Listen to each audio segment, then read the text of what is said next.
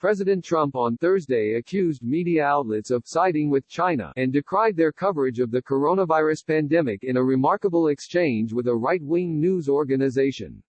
"I think they do. They are siding with China. They are doing things that they shouldn't be doing. They're siding with many others. China's the least of it," Trump said during a White House briefing on the coronavirus in response to a question from One America News (OAN). "So why they're doing this, you'll have to ask them," he added. "If we had an honest media in this country, our country would be an even greater place." The president spoke to reporters for roughly an hour during a briefing on the virus. The focus was intended to be on efforts to fast-track antiviral treatments and therapeutics for those suffering from the novel coronavirus. But remarks about those efforts, as well as remedies for a slumping economy and the push to increase testing capacity, were overshadowed by Trump's exchange with OAN, which tends to be favorable to the president. "Thank you very much," Trump said as he called on the outlet. "They treat me very nicely." OAN's Chanel Ryan then claimed that major media outlets who work right here at the White House are consistently siding with foreign state propaganda, Islamic radicals and Latin gangs and cartels.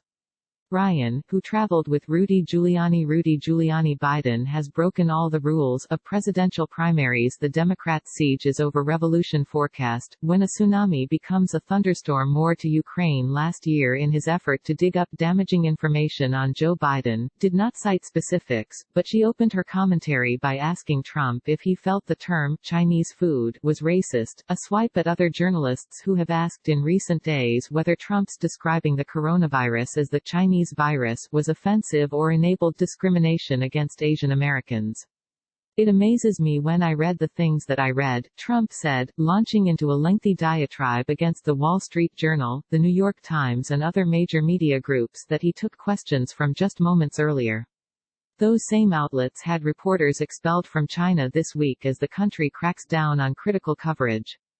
He accused the press of inaccurately reporting on chaos within the administration, even as top administration officials have had their roles in combating the virus reshuffled, and the White House press shop has not pushed back on those reports. "I hope I came up with the term, but it's fake news," Trump said. "It's more than fake news, it's corrupt news. Someday, hopefully in 5 years, I won't be here and that'll be fine," he continued. "I will have done a great job. Because I don't think anyone's done as much in 3.5 years as I've done."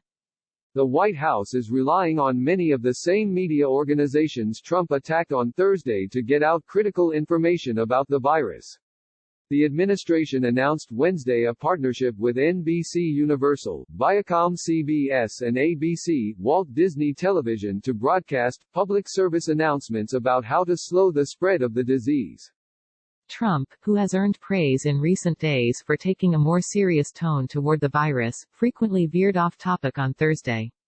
He opened his remarks with an often rambling 20-minute statement in which he touted right-to-try legislation, boasted about the strength of the economy prior to the recent swoon and struggled to pronounce drug names as he laid out therapeutics in the works.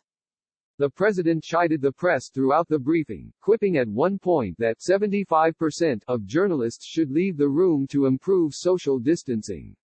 More than 10,000 Americans have been diagnosed with the coronavirus, and the disease has killed roughly 150 people in the U.S. as of Thursday morning.